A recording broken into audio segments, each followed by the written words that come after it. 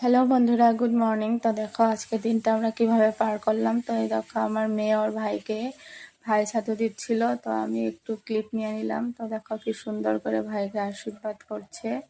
তো ভাইও চুপচাপ বসে আছে, সকালবেলা থেকে খুব হুলস্থুল করছিল, ভাই তাড়াতাড়ি চলে এসো, স্নান করে আমি তোমাকে ছাতু দিব।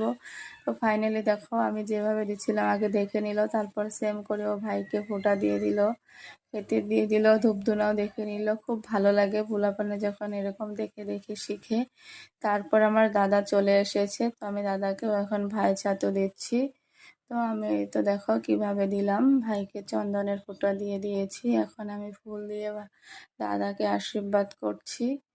তো তোমরা কে কিভাবে ভাই ছাতু দিছ বলবা, আর আমার যদি কোনো ভুল হয় ওইটাও তোমরা জানাবা।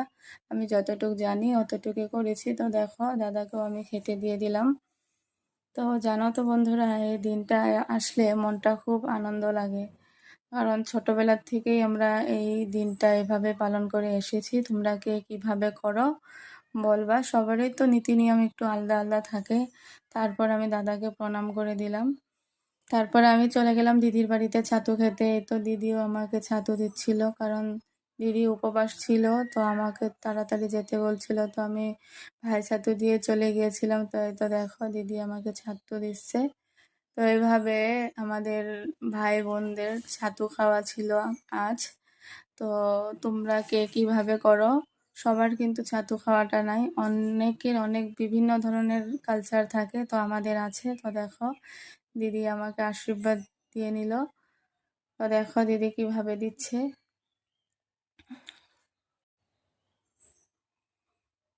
এই তো দেখো দিদি একটু অন্য ধরনের ছিল, আমি তো খুব তাড়াতাড়ি করে দিয়ে ফেলেছি। তারপর দিদি বলছিল এভাবে দিতে হয়। তারপর আমি দিদির থেকে আশীর্বাদ নিয়ে নিলাম, দিদি আমাকে খেতে দিয়ে দিল। এই তো দেখো পুরোটা ক্লিপ নেওয়া হয়নি।